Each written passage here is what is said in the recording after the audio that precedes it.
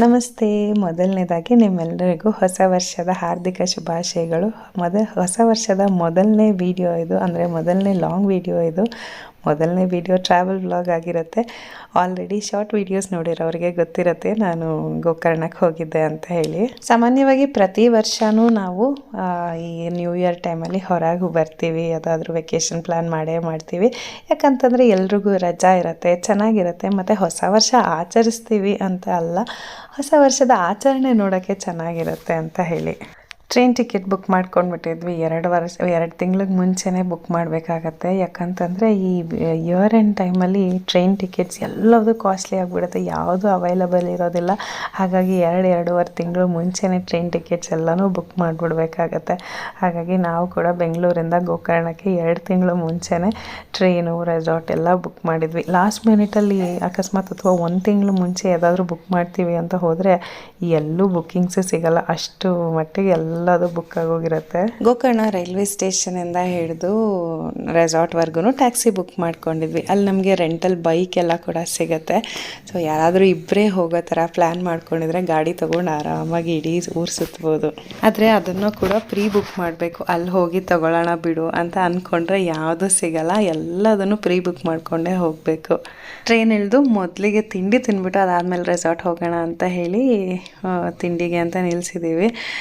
Because ನಾವು ಹಿಂದಿನ ದಿನ ಸಂಜೆ 6:45 ಟ್ರೈನ್ ಹತ್ತಿದ್ದು, ಬೆಳಗ್ಗೆ ರೀಚ್ ಆಗಿದ್ದು ಆಲ್ಮೋಸ್ಟ್ 8 ಗಂಟೆ ಆಗೋಗಿತ್ತು. ಟ್ರೈನ್ ಸ್ವಲ್ಪ ತಡ ಆಯಿತು, ಎಲ್ಲರಿಗೂ ಹೊಟ್ಟೆ ಹಸಿವಾಗಿತ್ತು. ಸರಿ ತಿಂಡಿ ತಿಂದು ಅದಾದಮೇಲೆ ರೆಸಾರ್ಟ್ ಕಡೆ ಹೊರಡೋಣ ಅಂತ ಹೇಳಿ ತಿಂಡಿಗೆ ನಿಲ್ಲಿಸಿದ್ವಿ. ಪ್ರತಿ ಸಲನೂ ಗೋಕರ್ಣಕ್ಕೆ ಹೋದಾಗ ಅಲ್ಲಿರೋ ಎಲ್ಲ ಜಾಗಗಳನ್ನ ನೋಡಿಬಿಟ್ಟಿದ್ವಿ.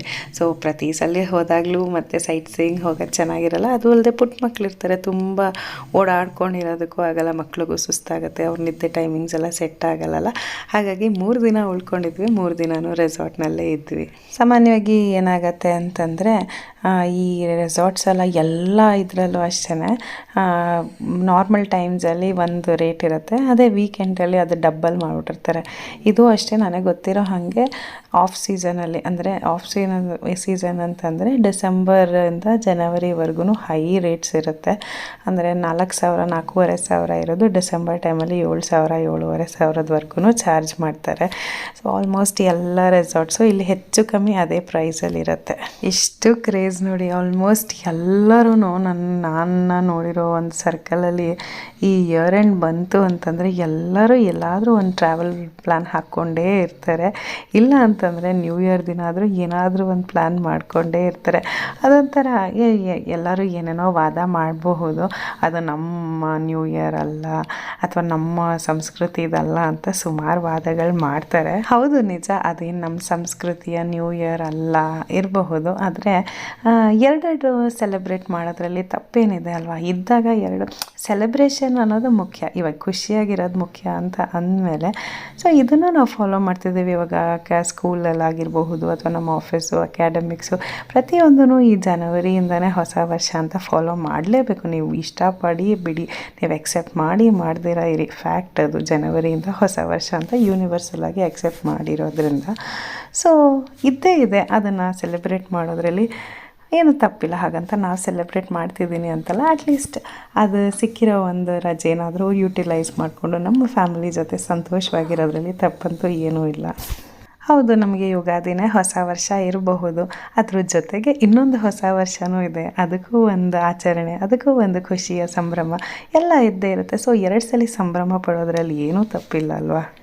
ಸೊ ಎನಿವೇಸ್, ಆ discussion on a lighter note. ಈಗ ರೆಸಾರ್ಟಿಗೆ ಬಂದು ನಮ್ಮದೆಲ್ಲ ತಿಂಡಿ ಆಗಿತ್ತಲ್ಲ, ಗುಂಡಣ್ಣಂದು ಆಗಿರಲಿಲ್ಲ. ಸೊ ನಾನು ಆ್ಯಸ್ ಯೂಶ್ವಲ್ ನಂದು ಫುಡ್ ಬ್ಯಾಗೆಲ್ಲ ತೊಗೊಂಡು ಹೋಗಿದ್ದೆ. ಅವನಿಗೆ ಅಲ್ಲಿ ಹೋಗಿ ತಿಂಡಿ ಮಾಡಿ ತಿನ್ನಿಸಿ ಆದಮೇಲೆ ಈಗ ಎಲ್ಲರೂ ಫಸ್ಟ್ ಪೂಲಲ್ಲಿ ಆಟ ಆಡ್ಬಿಡೋಣ ಅಂತ ಮಕ್ಳುಗಳಿಗೆಲ್ಲ.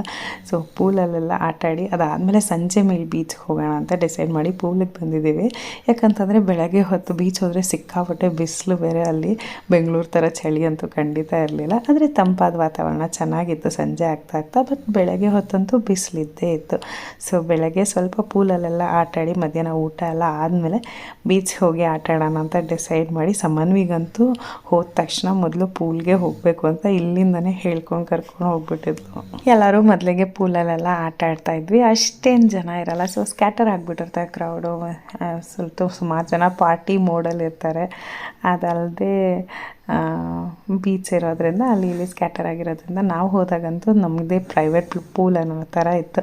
ಆರಾಮಾಗಿ ಪೂಲೆಲ್ಲ ಆಟಾಡಿ ಮಧ್ಯಾಹ್ನದ ಊಟ ಮಾಡಿ ಸ್ವಲ್ಪ ಹೊತ್ತು ರೆಸ್ಟ್ ಮಾಡ್ತಾಯಿದ್ವಿ. ಯಾಕಂತಂದರೆ ಟ್ರೈನ್ ಜರ್ನಿ ಆಗಿರೋದ್ರಿಂದ ನಿದ್ದೆ ಅಷ್ಟು ಸರಿ ಇರಲಿಲ್ಲ. ಬೆಳಗ್ಗೆ ಪೂಲಲ್ಲೆಲ್ಲ ಆಟಾಡಿ ಮಕ್ಕಳೆಲ್ಲನೂ ಸುಸ್ತಾಗಿದ್ರು. ಹಾಗಾಗಿ ಅವರೆಲ್ಲ ಮಲ್ಕೊಂಡು ಎದ್ದ ಮೇಲೆ ಸಂಜೆ ಮೇಲೆ ಸ್ವಲ್ಪ ತಡವಾಗಿ ಬೀಚ್ ಹೋದ್ವಿ ಮೊದಲನೇ ದಿನ. ಆ ಕಡಲನ್ನು ನೋಡಿದ್ರಂತೂ ಅದು ಎಷ್ಟು ಖುಷಿ ಆಗುತ್ತಂದರೆ ಫುಲ್ಲು ಸಮುದ್ರ ತುಂಬಾ ಖುಷಿಯಾಗಿಬಿಡುತ್ತೆ. ಅದು ಸೂರ್ಯ ಮುಳುಗ್ತಿರೋ ಸಮಯ ಕುತ್ಕೊಂಡು ಸುಮ್ಮನೆ ಹಾಗೆ ನೋಡ್ತಾ ಇರೋಣ. ತಂಪಾದ ಗಾಳಿ ಮುಖಕ್ಕೆ ಎಚ್ತಾ ಇರುತ್ತೆ. ಆಮೇಲೆ ಸಮುದ್ರದ ಅಲೆಗಳ ಶಬ್ದ, ಅದ್ರ ಮಧ್ಯೆ ಎಲ್ಲೋ ಕಳೆದೋಗ್ಬಿಡೋಣ ಅನ್ನೋಷ್ಟು ಚೆನ್ನಾಗಿರುತ್ತೆ. ಮಕ್ಕಳಿಗೆ ನೀರಂದರೆ ಅದು ಎಷ್ಟು ಇಷ್ಟನೋ ಗೊತ್ತಿಲ್ಲ. ಊಟ ಬೇಕಾಗಲ್ಲ, ತಿಂಡಿ ಬೇಕಾಗಲ್ಲ, ಯಾವಾಗಲೂ ಹೋಗಬೇಕು ನೀರಲ್ಲಿ ಆಟ ಆಡಬೇಕು ಅನ್ನೋದಷ್ಟೇ ಇರುತ್ತೆ. ಸಮನ್ವಿನೂ ಅದಕ್ಕೇನು ಹೊರ್ತಲ್ಲ. ಈಗ ಹೊಸದಾಗಿ ಗುಂಡಣ್ಣ, ನನ್ನ ತಮ್ಮನ ಮಗ ಎಲ್ಲರೂ ಸೇರಿಕೊಂಡು ನೀರಲ್ಲಿ ಆಟ ಆಡ್ತಿದ್ದಾರೆ. ಈಗ ಗುಂಡಣ್ಣಂಗೆ ನೀರು ಮೇಲೆ ಅಷ್ಟು ಇಂಟ್ರೆಸ್ಟ್ ಇರಲಿಲ್ಲ. ಮರಳಲ್ಲಿ ಆಟ ಆಡಬೇಕಾಗಿತ್ತು. ಮರಳಲ್ಲಿ ಅದು ಇದು ಆಟ ಸಾಮಾನು ಇಟ್ಕೊಂಡು ಗೂಡು ಕಟ್ಟೋದು ಅದು ಇದು ಆಟ ಆಡೋದ್ರಲ್ಲೇ ಬ್ಯುಸಿ ಆಗಿಬಿಟ್ಟಿದ್ದ ಅವನು. ನನಗೆ ತುಂಬ ಇಷ್ಟವಾದ ಪ್ಲೇಸ್ ಅಂತಂದರೆ ಬೀಚ್ ಸೈಡು. ಅದು ಏನು ಗೊತ್ತಾ, ಜನ ಕಮ್ಮಿ ಇರಬೇಕು, ಸಂಜೆ ಹೊತ್ತು ಇಲ್ಲ ಬೆಳಗಿನ ಹೊತ್ತು ಇರಬೇಕು. ತಂಪಾದ ಗಾಳಿ, ಅಷ್ಟು ಬೆಳಕಿರಬಾರ್ದು. ಇಲ್ಲದೆ ಸೂರ್ಯಾಸ್ತ ಇಲ್ಲ ಸೂರ್ಯೋದಯದ ಸಮಯದಲ್ಲಿ ಹಾಗೆಯೇ ಬೀಚ್ ಸೈಡಲ್ಲಿ ನಡ್ಕೊಂಡು ಹೋಗ್ತಾ ಯಾವುದಾದ್ರೂ ನನಗೆ ಇಷ್ಟವಾಗಿರೋ ಒಂದು ಹಾಡು ಕೇಳ್ಕೊಳ್ತಾ ಇಲ್ಲ ಯಾವುದೋ ಒಂದು ಯೋಚನೆಯಲ್ಲಿ ಮುಳುಗೋಗಿ ಹಾಗೆಯೇ ನಡ್ಕೊಂಡು ಹೋಗ್ತಾಯಿದ್ರೆ ಅದು ಕೊಡುವಷ್ಟಂಥ ಒಂದು ಪ್ರಶಾಂತವಾದ ಒಂದು ಫೀಲಿಂಗ್ ಇರುತ್ತೆ ನೋಡಿ. ಅದು ಸರಿಸಾಟಿನೇ ಇಲ್ಲ, ಅದನ್ನು ಎಕ್ಸ್ಪ್ಲೇನ್ ಕೂಡ ಮಾಡೋಕ್ಕಾಗಲ್ಲ. ಅದು ಬಿಟ್ಟರೆ ರಾತ್ರಿ ಹೊತ್ತು ಕೂತ್ಕೊಂಡು ಅಲೆಗಳ ಶಬ್ದ ಕೇಳೋದಂತೂ ಬಹಳ ಒಂಥರ ರಿಲ್ಯಾಕ್ಸಿಂಗ್ ಆಗಿರುತ್ತೆ. ಸ್ಟ್ರೆಸ್ ಅಂತ ಏನಿದೆ ಅದು ಆ ಪದ ಕೂಡ ನಮ್ಮ ಹತ್ರ ಸುಳಿಯೋದಿಲ್ಲ. ಅಷ್ಟು ಕಾಮ್ನೆಸ್ ನಮಗೆ ಕೊಡುತ್ತದು. ಎಲ್ಲನೂ ಮರೆಸ್ಬಿಡುತ್ತೆ ಕಡಲಿನ ಅಲೆಗಳ ಶಬ್ದ. ಮತ್ತು ಅದನ್ನೇ ನೋಡ್ತಾ ಇದ್ದರೆ ಅದೆಷ್ಟು ಶಾಂತಿ ಸಿಗುತ್ತೆ ಮನಸ್ಸಿಗೆ. ನಮಗೆ ಗೊತ್ತಿಲ್ದಿರ ಒಂಥರ ಎಕ್ಸ್ಟಸಿ ಅಂತ ಹೇಳ್ತಾರಲ್ಲ, ನೋಡ್ತಾ ನೋಡ್ತಾ ನೋಡ್ತಾ ನಮಗೆ ಗೊತ್ತಿಲ್ದಿರ ಒಂದು ಆನಂದ ನಮ್ಮಲ್ಲಿ ಸಿಗುತ್ತೆ. ಮತ್ತು ಇದು 31st ನೈಟ್ 31st ಡಿಸೆಂಬರ್ ರಾತ್ರಿ ಎಷ್ಟು ಚೆನ್ನಾಗಿರುತ್ತೆ ಗೊತ್ತಾ. ಊಟ ಎಲ್ಲ ಮುಗಿಸಿ ಒಂದು 11 ಗಂಟೆ 11:15 ಹಾಗೆ ಬೀಚ್ ಹತ್ರ ಒಂದು ಬೆಡ್ಶೀಟ್ ಹಾಕ್ಕೊಂಡು ಕೂತ್ಕೊಂಡ್ಬಿಟ್ಟಿದ್ವಿ ಎಲ್ಲರೂ. ಎಷ್ಟು ಚೆನ್ನಾಗಿರುತ್ತೆ ಅಂತಂದರೆ ಎಲ್ಲರೂ ಆಕಾಶ ದೀಪ ಅಥವಾ ಆಕಾಶ ಬುಟ್ಟಿ ಬಿಡ್ತಾ ಇರ್ತಾರೆ. 12 ಗಂಟೆ ಆಗ್ತಿದ್ದಂಗೆ ಪಟಾಕಿಗಳನ್ನ ಹೊಡಿತಿರ್ತಾರೆ. ಆ ಸಂಭ್ರಮ ನೋಡೋಕ್ಕೆ ಎಷ್ಟು ಚೆನ್ನಾಗಿರುತ್ತೆ. ನಾವು ಹೋದಾಗೆಲ್ಲ ಈ ಆಕಾಶ ಬುಟ್ಟಿ ಬಿಡ್ತೀವಿ, ಚೆನ್ನಾಗಿ ಅನಿಸುತ್ತೆ. ದೀಪ ಹಚ್ಚಿ ಅದು ಹಾರ್ಕೊಂಡು ಹೋಗ್ತಾಯಿದ್ರೆ ಅದ್ರ ಜೊತೆನೇ ತೇಲ್ತಿದ್ದೀವೇನೋ ಅನ್ನೋ ಒಂದು ಭಾವನೆ ಬರುತ್ತೆ. ಸೊ ಸಾಮಾನ್ಯ ನಾನು ಸಮನ್ವಿ ಜಾನು 3 ಜನನೂ ಪ್ರತಿ ವರ್ಷವೂ ಇದನ್ನು ಹಾರಿಸೋದು. ಆದರೆ ಈ ಸಲ ಗುಂಡಣ್ಣ ಮಲ್ಕೊಂಬಿಟ್ಟಿದ್ದ ತೊಡೆ ಮೇಲೆ, ಹಾಗಾಗಿ ಜಾನು ಸಮನ್ವಿ ಇಬ್ಬರೇ ಈ ಸಲ ಆಕಾಶ ಬುಟ್ಟಿ ಹಾರಿಸಿದ್ದು. ಪ್ರತಿ ವರ್ಷ ಇಲ್ಲಿಗೆ ಹೋಗ್ತೀವಿ, ಆದರೆ ಯಾವತ್ತೂ ಇದುವರೆಗೂ ಬೋರ್ ಆಗಿಲ್ಲ. ಮಾಡಿದ್ದೇ ಮಾಡ್ತಾಯಿದ್ದೀವಿ, ಆದರೂ ಬೋರೇ ಅನಿಸೋದಿಲ್ಲ. ಇನ್ನೂ ಖುಷಿ ಆಗುತ್ತೆ. ಏನೋ ನಮಗೆ ತುಂಬ ಗೊತ್ತಿರೋ ಒಂದು ಜಾಗಕ್ಕೆ ಬಂದರೆ ಎಷ್ಟು ಸಂತೋಷ ಆಗುತ್ತೋ ಅಷ್ಟೇ ಆಗುತ್ತೆ. ಮತ್ತು ಈ ಆಕಾಶ ಬುಟ್ಟಿಗಳು ಇನ್ನೇನು 12 ಗಂಟೆ ಆಗ್ತಿದೆ ಅಂದಾಗ ಇಡೀ ಆಕಾಶದಲ್ಲಿ ಎಷ್ಟು ಸಾವಿರಾರು ಆಕಾಶ ಬುಟ್ಟಿಗಳು ಹಾಗೆಯೇ ತೇಲ್ತಾ ಇರುತ್ತೆ. ತುಂಬ ಚೆನ್ನಾಗಿರೋದಕ್ಕೆ ನೋಡೋದಕ್ಕೆ. 12 ಗಂಟೆ ಆಗ್ತಿದ್ದಂಗೆ ಪಟಾಕಿಗಳು ಸುರಿಮಳೆ ಒಂದು 1/4 ಗಂಟೆನಾದರೂ ಹಚ್ಚಿ ಹೊಡಿತಾನೇ ಇರ್ತಾರೆ. ಅದನ್ನೆಲ್ಲ ನೋಡೋಕ್ಕಂತೂ ತುಂಬಾ ಚೆನ್ನಾಗಿರುತ್ತೆ. ಆದರೆ ಈ ವರ್ಷ ಏನು ಗೊತ್ತಾ, ಜಾಸ್ತಿ ಹೊತ್ತು ಕೂತ್ಕೊಳ್ಳೋಕ್ಕಾಗಲಿಲ್ಲ. ಪಟಾಕಿ ಶಬ್ದಕ್ಕೆ ಗುಂಡಣ್ಣ ಮಲಗಿದ್ದವನು ಎದ್ಬಿಟ್ಟ, ಭಯ ಆಯಿತು ಅವನಿಗೆ. ಹಾಗಾಗಿ ಸ್ವಲ್ಪ ಹೊತ್ತು ಮಾತ್ರ ಅದನ್ನು ನೋಡಿಕೊಂಡು ಅವನು ಎದ್ದೆ ಅಳಕ್ಕೆ ಶುರು ಮಾಡಿಬಿಟ್ಟ. ಹಾಗಾಗಿ ನಾವು ರೂಮಿಗೆ ವಾಪಸ್ ಬಂದುಬಿಟ್ವಿ. ಬೆಂಗಳೂರಲ್ಲಿ ಯಾವತ್ತೂ ನಾನು ಈ ಥರ ನ್ಯೂ ಇಯರ್ ಸೆಲೆಬ್ರೇಷನ್ಸ್ ಎಲ್ಲ ಹೇಗೆ ಮಾಡ್ತಾರೆ ಅಂತೆಲ್ಲ ನೋಡಿಲ್ಲ.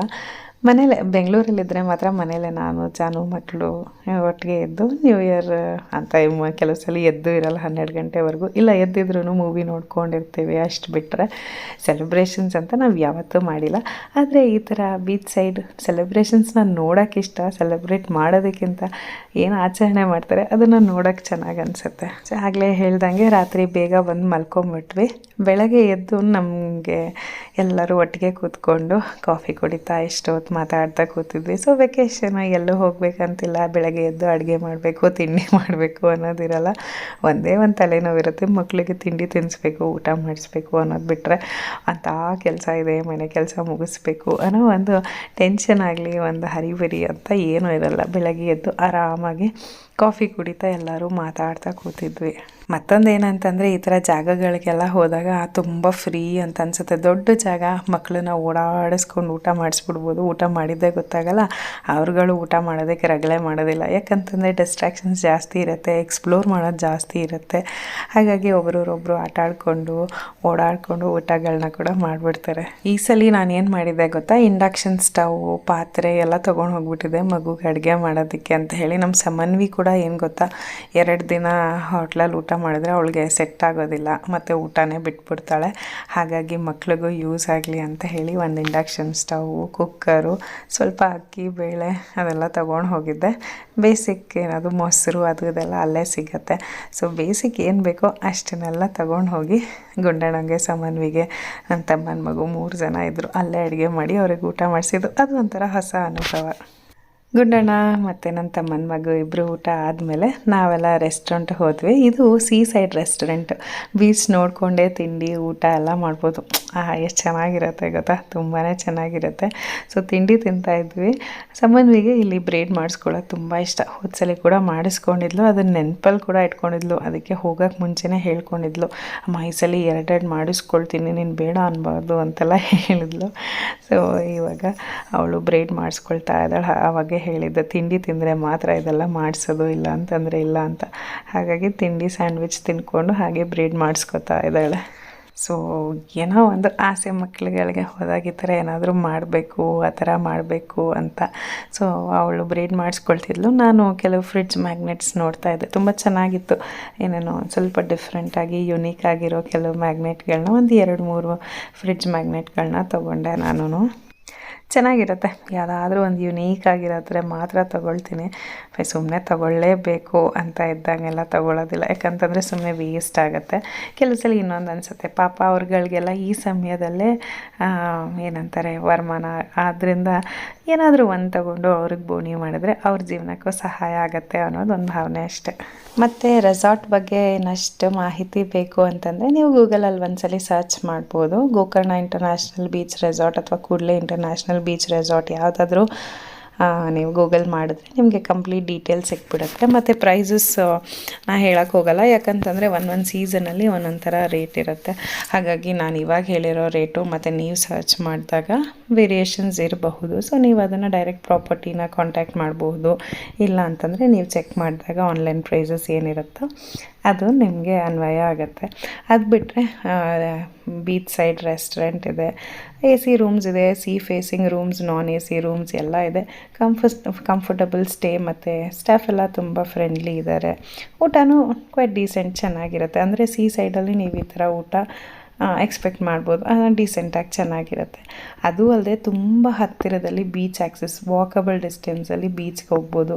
ರಾತ್ರಿ ಎಷ್ಟೊತ್ತಾದರೂ ಬೀಚ್ ಹತ್ತಿರ ಕೂತ್ಕೊಂಡಿರ್ಬೋದು, ಯಾರೂ ಏನೂ ಕೇಳೋದಿಲ್ಲ. ಓವರಾಲ್ ರೆಸಾರ್ಟ್ ತುಂಬ ಚೆನ್ನಾಗಿದೆ. ಕಾಟೇಜಸ್ ಇರುತ್ತೆ ಮತ್ತು ಸೀ ಫೇಸಿಂಗ್ ರೂಮ್ ಬೇರೆ ಬೇರೆ ಪ್ರೈಸಸ್ ಇರುತ್ತೆ. ಅಂದರೆ ನಿಮಗೆ ರೂಮ್ ಕ್ಯಾಟಗರಿ ಮೇಲೆ ಪ್ರೈಸಸ್ ಡಿವೈಡ್ ಆಗುತ್ತೆ. ಸೊ ನಿಮ್ಗೆ ಯಾವ ಥರ ಬೇಕು ಅದನ್ನು ನೀವು ವೆಬ್ಸೈಟಲ್ಲಿ ನೋಡಿ ಚೆಕ್ ಮಾಡಿ ನೀವು ಬುಕ್ ಮಾಡ್ಕೊಳ್ಬೋದು.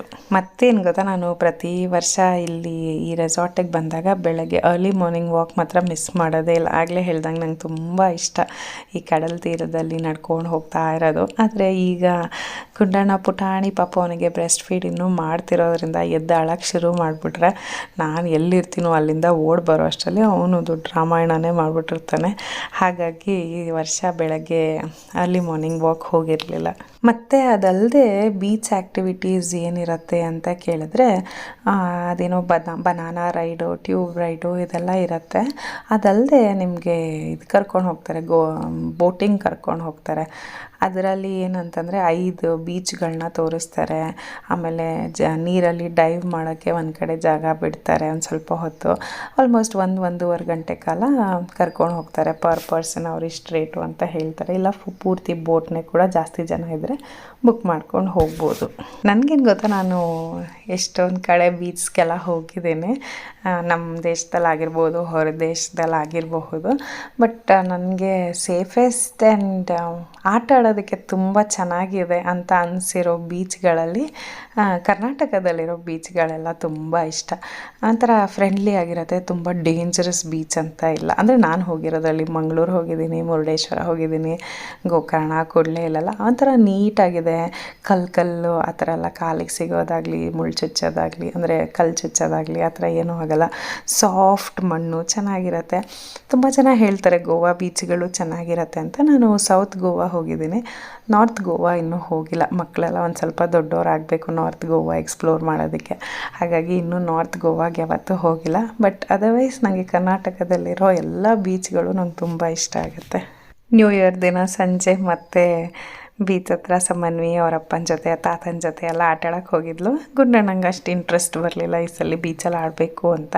ಸೊ ಅವ್ನು ಪೂರ್ತಿ ಮರಳಲ್ಲಿ ಆಟ ಆಡಿಕೊಂಡು ತಲೆ ಮೇಲೆ ಮಣ್ಣು ಹೊಯ್ಕೊಂಡು ಅಯ್ಯೋಯ್ಯೋ ಎಷ್ಟು ಖುಷಿಯಿಂದ ಆಟ ಆಡಿದ್ದಾನೆ ಅಂತಂದರೆ ಇನ್ನೂ ಕಣ್ಮುಂದೆ ಹಾಗೇ ಬರ್ತಾಯಿದೆ. ನಾನೀಗ ವಾಯ್ಸ್ ಓವರ್ ಕೊಟ್ಟು ಈ ವಿಡಿಯೋ ನೋಡ್ತಾ ಇರ್ಬೇಕಾದ್ರೆ ಅಯ್ಯೋ ಎಷ್ಟು ಮುದ್ದಾಗಿ ಆಟ ಆಡ್ತಿತ್ತು ಅಂತ ಓಡಾಡ್ಕೊಂಡಿದ್ದ. ಹೋಗಿ ಬರೋರಿಗೆಲ್ಲ ಹಾಯ್ ಬಾಯ್ ಹೇಳ್ಕೊಂಡು ಎಲ್ಲರ ಹತ್ರ ಮಾತಾಡಿಸ್ಕೊಂಡು ತುಂಬಾ ಖುಷಿ ಪಟ್ಬಿಟ್ಟ ಅವನು ಈ ಸಲ. ಮಧ್ಯದಲ್ಲಿ ಅವ್ರ ಅಕ್ಕನ ಬೇರೆ ಕರೀತಿದ್ದ, ಅಕ್ಕ ಬಾ ಮರಳು ಆಟ ಆಡೋಣ ಅಂತ ಹೇಳಿ.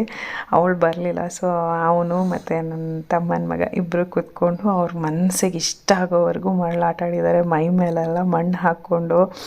ಯಾರೂ ಹೇಳೋರು ಇರಲಿಲ್ಲ, ಹೀಗೆ ಮಾಡಬೇಡ ಹಾಗೆ ಮಾಡಬೇಡ ಅಂತ ಹೇಳೋರು ಇರಲಿಲ್ಲ. ಸೊ ಅವರಿಬ್ಬರು ಅವ್ರ ಭಾಷೆನಲ್ಲೇ ಮಾತಾಡಿಕೊಂಡು ತುಂಬ ಹೊತ್ತು ತುಂಬ ಚೆನ್ನಾಗಿ ಕ್ಯೂಟಾಗಿ ಆಟ ಆಡ್ಕೊಂಡಿದ್ರು. ಸೊ ನಮ್ಮ ಹೊಸ ವರ್ಷದ ಶುರು ಹೀಗಾಯಿತು. ಸಾಮಾನ್ಯವಾಗಿ ನಮ್ಮ ಹೊಸ ವರ್ಷದ ಶುರು ಇದೇ ಥರನೇ ಆಗುತ್ತೆ. ಎಲ್ಲಾದರೂ ಹೊರಗೆ ಹೋಗಿ ಬರ್ತೀವಿ, ಅದಾದಮೇಲೆ ಮಿಕ್ಕಿದ ಎಲ್ಲ ಕೆಲಸಗಳು, ಕೆಲವು ಯೋಜನೆಗಳನ್ನ ಹಾಕ್ಕೊಳ್ತೀನಿ. ಈ ವರ್ಷ ಏನೇನು ಮಾಡಿ ಮುಗಿಸ್ಬೇಕು ಅಂತ. ರೆಸಲ್ಯೂಷನ್ಸ್ ಅಂತ ಅಲ್ಲ, ಆದರೆ ಈ ವರ್ಷದಲ್ಲಿ ಈ ಕೆಲಸಗಳು ಮಾಡಿ ಮುಗಿಸ್ಬೇಕು ಅಂತ ಒಂದು ಡಿಸಿಷನ್ಸ್ನ ಮಾಡ್ಕೊಂಡಿರ್ತೀವಿ. ಹೋದ ವರ್ಷ ಸುಮಾರು ಅಂದ್ಕೊಂಡಿದ್ವಿ, ಅದರಲ್ಲಿ 90% ಎಲ್ಲ ಆಗಿತ್ತು. ಈ ವರ್ಷ ಕೆಲವು ಹಾಕ್ಕೊಂಡಿದ್ದೀನಿ. ಸೊ ನೋಡೋಣ ಎಲ್ಲ ಹೇಗೆ ನಡೆಯುತ್ತೆ ಅಂತ ಹೇಳಿ. ಒಟ್ಟಾರೆಯಾಗಿ ನಮ್ಮ ಟೋಟಲ್ ಟ್ರಾವೆಲ್ ತುಂಬಾ ಚೆನ್ನಾಗಿತ್ತು. ಟ್ರಿಪ್ಪೆಲ್ಲ ತುಂಬ ಖುಷಿಯಾಗಿ ಮುಗಿಸ್ಕೊಂಡು ಬೆಂಗಳೂರಿಗೆ ವಾಪಸ್ ಬಂದ್ವಿ. ಐ ಹೋಪ್ ಇವತ್ತಿನ ವಿಡಿಯೋ ನಿಮ್ಮೆಲ್ಲರಿಗೂ ಇಷ್ಟ ಆಗಿದೆ ಅಂತ ಅಂದ್ಕೊಳ್ತೀನಿ. ಹೇಗೆ ಅನಿಸ್ತು ಇವತ್ತಿನ ವಿಡಿಯೋ ಅಂತ ಮರೀದಂಗೆ ಕಮೆಂಟ್ಸಲ್ಲಿ ತಿಳಿಸಿ, ಆಯಿತಾ? ಮತ್ತು ವಿಡಿಯೋನ ಕಡೆಯ ತನಕ ನೋಡಿದ್ದಕ್ಕೆ ಥ್ಯಾಂಕ್ ಯು ಸೋ ಮಚ್. ಹೀಗೆ ನಿಮ್ಮ ಪ್ರೋತ್ಸಾಹ ಯಾವಾಗಲೂ ನನ್ನ ಜೊತೆ ಇರಲಿ ಅಂತ ಕೇಳ್ಕೊಳ್ತಾ ಇವತ್ತಿನ ವಿಡಿಯೋ ಮುಗಿಸ್ತಾ ಇದ್ದೀನಿ. ಮತ್ತೆ ಮುಂದಿನ ವಿಡಿಯೋ ಸಿಗ್ತೀನಿ. ಬಾಯ್.